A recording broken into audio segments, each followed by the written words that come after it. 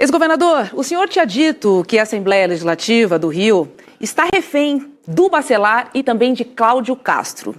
Eu quero fazer duas perguntas para o senhor. Primeiro, de que maneira isso impacta o governo do Rio? E a minha segunda pergunta é, será que Cláudio Castro termina ou não o mandato, hein? Olha, terminar o mandato com certeza não vai terminar. Porque se ele não for por esse caso, outros casos que levarão Cláudio Castro a perder o mandato. Pode ser o caso do CEPERJ, que está no Tribunal Superior Eleitoral, junto com Rodrigo Bacelar. Pode ser outros casos de corrupção, que são tantos que é difícil até você saber qual vai resultar no afastamento dele, né? Eu venho já há muito tempo tratando desse assunto, fiz várias denúncias na minha página, encaminhei várias denúncias às autoridades competentes e esse caso do Rodrigo Bacelar, o resultado da LERJ já é de esperar, mas quem leu com atenção a decisão do Supremo Tribunal Federal, eu fiz questão de ler, sabe o que vem por aí, né? Eu acho que o Rodrigo Bacelar vai ser preso novamente em outra operação, da qual o ministro Alexandre de Moraes pediu informações, a Operação Oricalco, e será junto com mais 5. Coincidência, 5 deputados que votaram com ele, né? E o acompanharam a votação do relator, que é sabidamente uma pessoa que tem um posicionamento bastante controverso. Para dizer o mínimo. Governador, o senhor fez uma postagem, eu estava lendo aqui atentamente nos últimos dias as suas postagens, uma delas o senhor diz assim, a prisão de Cláudio Castro não está descartada, mas a princípio será primeiro afastado do caso. A decretação da prisão virá posteriormente. O senhor escreveu isso, né? E o senhor diz mais. Isso. Acho inevitável, ao ler a decisão de Alexandre de Moraes, a decretação de prisão de pelo menos mais 5 deputados no âmbito desta operação que o senhor acaba de citar. O senhor pode citar quem são esses 5 deputados e por que o Cláudio Castro deve ser afastado e depois preso, no entendimento do senhor? Olha, deixa eu dizer uma coisa. Eu já fui hoje alvo de vários discursos na Assembleia dizendo que eu estou tendo informação privilegiada, né? Eu não tenho informação privilegiada. Eu sou jornalista investigativo, eu trabalho há 44 anos em rádio. Sim. E depois fui para jornal, né? Então, meu trabalho sempre foi esse. Até no rádio eu comecei cobrindo o setor policial, né? Então eu conheço bem como a coisa funciona. Toda a investigação do Sérgio Cabral, com contas no exterior, com a compra da casa em Mangaratiba, os apartamentos do Leblon, as joias, tudo foi feito por mim e entregue à Procuradoria-Geral da República naquela época. Neste caso agora, eu tenho acompanhado também. A situação é bem semelhante. Só não é maior em volume, porque naquela época o Rio estava recebendo muito dinheiro em função da Olimpíada, em função da Copa do Mundo, em função das obras do PAC, que o dinheiro era repassado para o Estado e para a Prefeitura do Rio. Mas, assim, de uma maneira generalizada hoje, a corrupção é enorme, é absurda. O Cláudio Castro chegou ao governo de uma maneira inesperada. Era um vereador que se elegeu pelas pontas, com muito pouco conhecimento, maturidade para fazer uma articulação para se sustentar. Então ele terceirizou o governo, entregou essa terceirização para a LERJ ao deputado Rodrigo Bacelar. E o deputado Rodrigo Bacelar fez um loteamento das secretarias, onde ele recebe diretamente grande parte dos recursos e em outras áreas ele divide com deputados. Tem 2 áreas ali que ele tem exclusividade para ele, mas é uma roubalheira só. Você pode escolher qualquer área. Não tem. Então, assim, eu não quero antecipar, embora eu saiba, né, pelo meu trabalho, ninguém da polícia me passou. Estão achando que eu estou... porque da outra vez eu fiz a denúncia ao Ministério Público Federal, que eu estou tendo informação privilegiada da Polícia Federal. Não estou tendo informação nenhuma. É só ler. Leu tudo que está escrito aí ao longo de 2 anos. Vai lendo. Eu denunciei o Laranja, advogado Rodrigo, que comprou 2 coberturas em Botafogo para ele. Eu denunciei o outro Laranja, que montou um frigorífico em Campos com ele. Eu denunciei o esquema do ouro, que envolve tanto o Cláudio quanto o Rodrigo. Então, assim, é só acompanhar. É porque, infelizmente, né, nem todo mundo tem paciência de ficar lendo todo dia, né? Sim, eu sou uma pessoa estudiosa, eu leio, acompanho, procuro me informar. E um detalhe, trabalho com 3 pessoas. Uma eu deixo só lendo Diário Oficial. Muito bom. Que é uma coisa muito trabalhosa, mas muito proveitosa para quem sabe ler e interpretar. Chico. As grandes pautas da política é de leitores, quem pega são os bons leitores de Diário Oficial. E o governador, como jornalista, sabe disso. Mas o senhor tem tocado no outro ponto, que é a questão, o segredo do aparelho celular do Bacelar. O que é que a gente pode esperar daí? O que é que viria desse? O que é que teríamos de mais escandaloso na sua leitura, governador? Olha, ontem, né, eu conversei com uma pessoa que muito próxima do Bacelar, foi muito próxima, né, e teve um rompimento com ele. Ele me disse o seguinte: o Bacelar ele usava 3 aparelhos celulares, 2 como linha telefônica e 1 como agenda, para anotar os compromissos que ele tinha que fazer de acertos, pagamentos, né, e outros detalhes, né? Então, este celular é uma bomba, né? Vai ter muito mais coisas do que pode se esperar.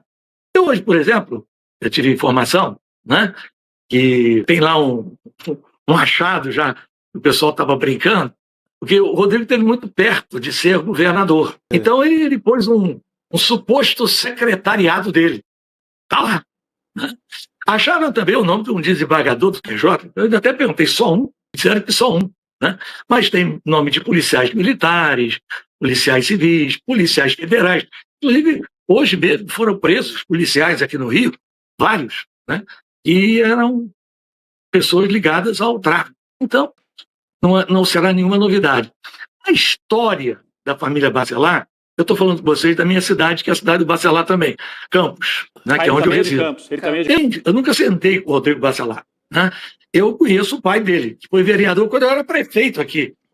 Né? Meu primeiro mandato de prefeito aqui. Eu botei o pai dele para fora do meu gabinete uma vez. E aí nós rompemos e virou uma coisa que nós nunca mais nos falamos. Né?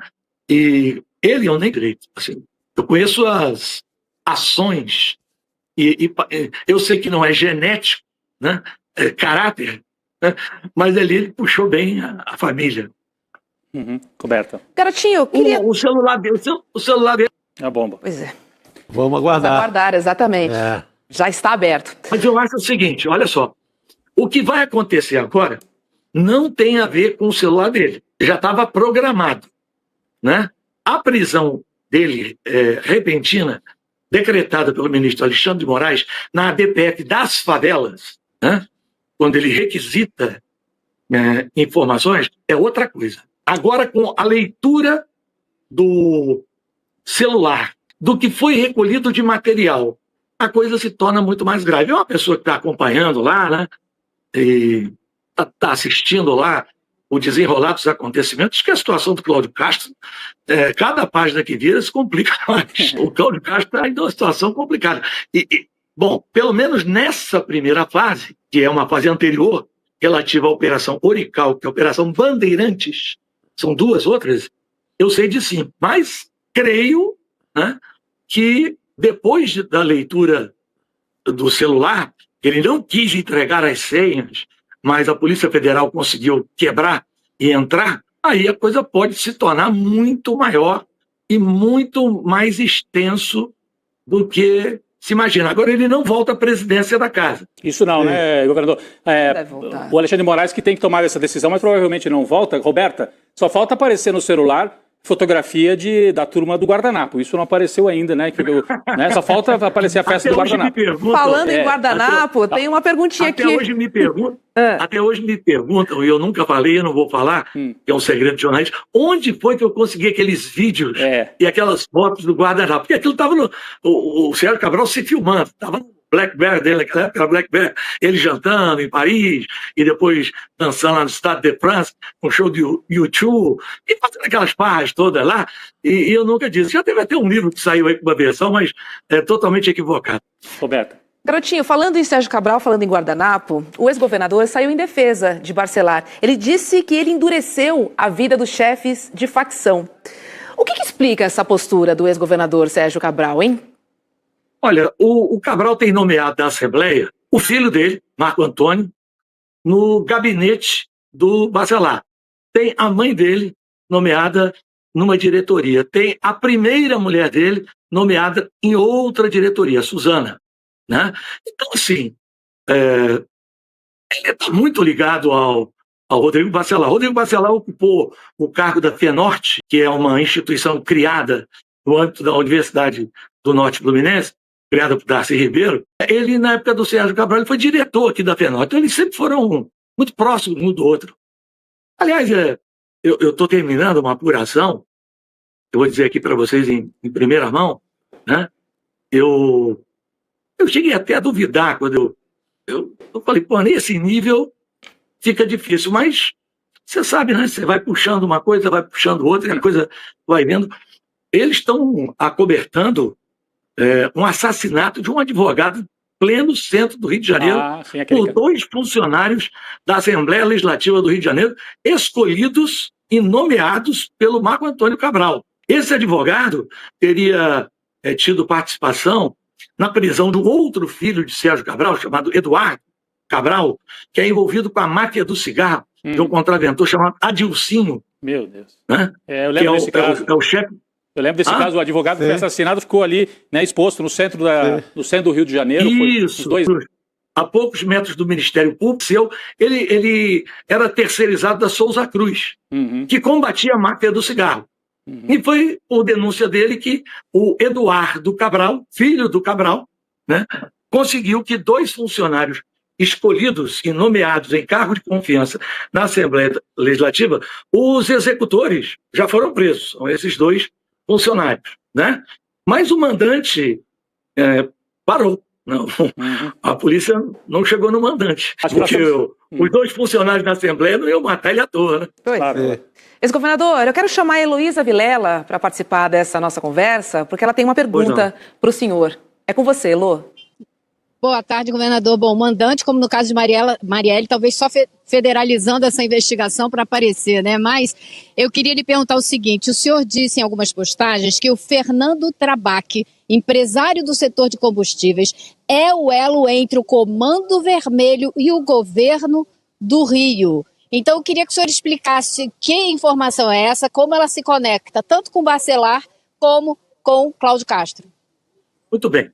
Fernando Trabac, ele exerce um papel para o Comando Vermelho parecido com o que Ricardo Magro exerce para o PCC, né? O Fernando Trabac, ele é dono de uma rede extensa de postos de combustíveis no Rio de Janeiro, e quando o Fernando Trabac esteve preso por uma denúncia que eu fiz sobre uma empresa fantasma, e houve uma operação do Ministério Público do Rio de Janeiro chamada Operação Caça Fantasma, o Fernando Trabac foi preso. O advogado dele foi Rodrigo Bacelar. E ele foi também o maior contribuinte da campanha de Cláudio Castro. Tem pessoas nomeadas em postos estratégicos do governo.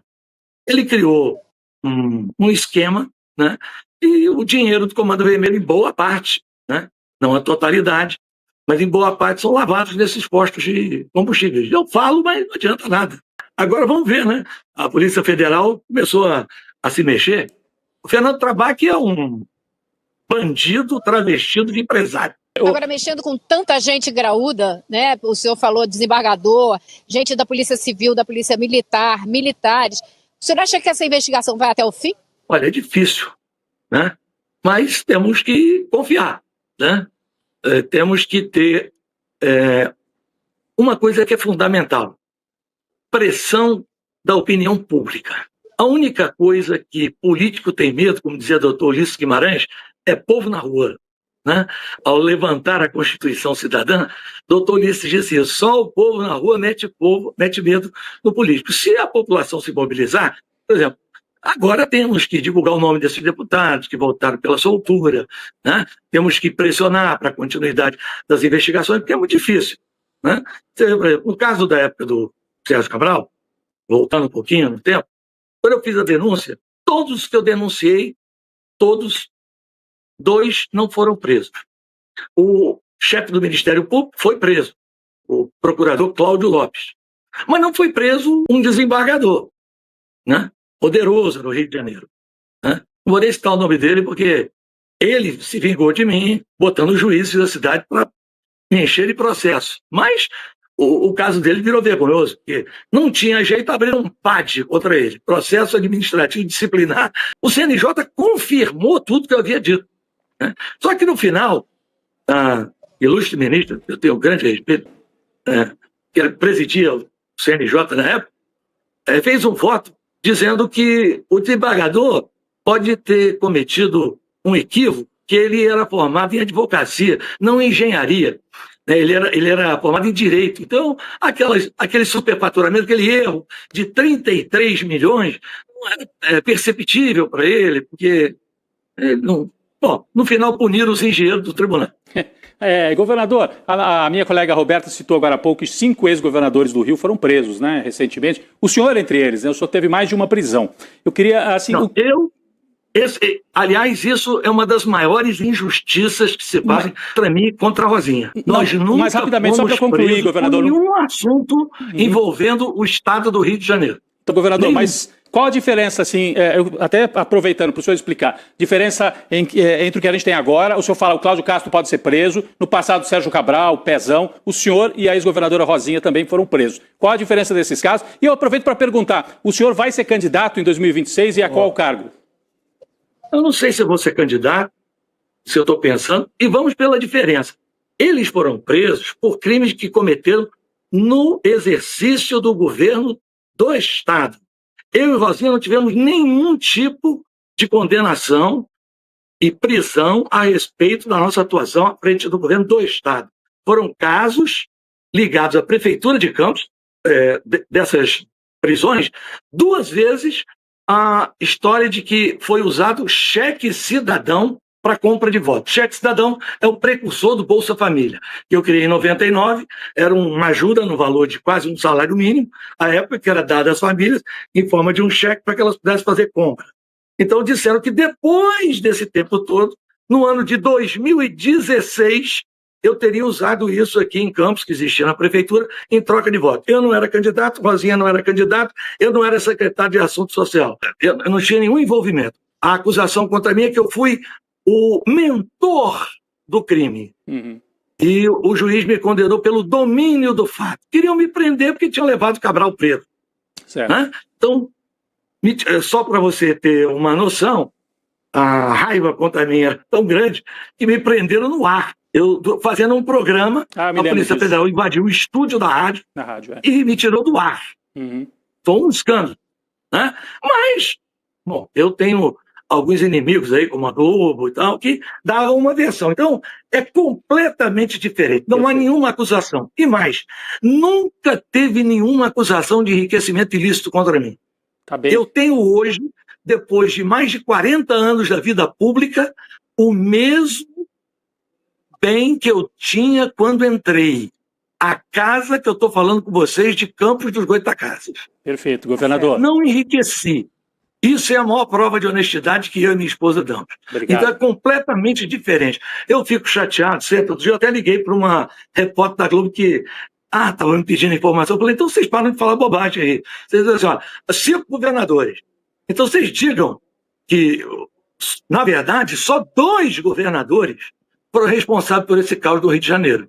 O senhor Sérgio Cabral e o senhor Luiz Fernando Pezão. E Garotinho e Rosinha não foram presos por nenhuma acusação à frente do governo do Estado. E o 5º, Moreira Franco, ele foi preso junto com Michel Temer por um caso do governo federal. Sem dúvida. Também tem nada a ver com o governo do Estado do Rio de Janeiro.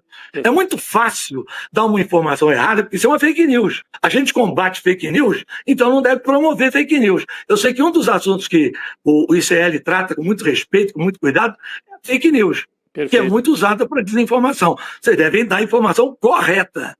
Não a informação assim, 5 governadores foram presos. Vamos ver o motivo. Vamos ver por que foi. Vamos ver aqui, eu posso dizer. Então, né? Não, importante ele falar sobre isso. Foi bom esclarecer os motivos, porque normalmente não se fala. Agora, já o patrimônio do Bacelar, em 2018, declarado era de 85 mil. Em 2022, declarado 793 mil. Em 4 anos, aumentou mais de 9 vezes. Isso não é nada. Como o senhor diz, como o senhor diz, é troco, né? É só o oficial. Não, isso aí não é nada. Isso aí é o que ele declara. O que tem no nome do irmão dele, Nelson Bacelar, por exemplo, há poucos dias eu estive num pequeno município aqui do Noroeste Fluminense chamado Natividade. Ele comprou a fazenda lá. O cara me levou lá para conhecer a fazenda. Há poucos dias eu publiquei, você pode entrar na minha página, ele está construindo um clube particular. Eu contratei um dronezinho e botei para filmar campo de futebol, quadra de tênis, piscina, um clube, só o terreno que ele comprou para fazer o clube particular, custa 3,5 milhões. Então, é um escândalo, é uma roubalheira sem fim. Tá certo. Então, esse patrimônio aí do Rodrigo Bacelar, havia sido aberto contra ele uma investigação por enriquecimento ilícito. O Ministério Público, o procurador, fechou. Depois eu representei de novo. Aí o Conselho Superior do Ministério Público reabriu. Ele está sendo investigado pelo Conselho Superior por enriquecimento ilícito. Maravilha. E Roberto, se tá muito bom tiver que levar Não, eu ia dizer que é muito bom a gente ter aproveitado aqui o governador, a experiência e o conhecimento que ele tem do Rio de Janeiro e a experiência em que ele, também de jornalista, ele volta aos tempos aí de radialista e de jornalista, trazendo tanta informação aqui pra gente também, não é isso, Roberta? É isso. Deixa eu agradecer ao ex-governador Antony Garotinho por ter participado conosco aqui do ICL Notícias, segunda edição. Muito obrigada, viu? Obrigado, governador. Olha, obrigado a vocês e dê parabéns aí ao Eduardo. Eu gosto muito do posicionamento dele em relação à economia, especialmente, uma cabeça muito aberta. É uma pena que o governo ainda não tenha se atentado para ele, porque ele estaria muito melhor no Banco Central do que o atual presidente.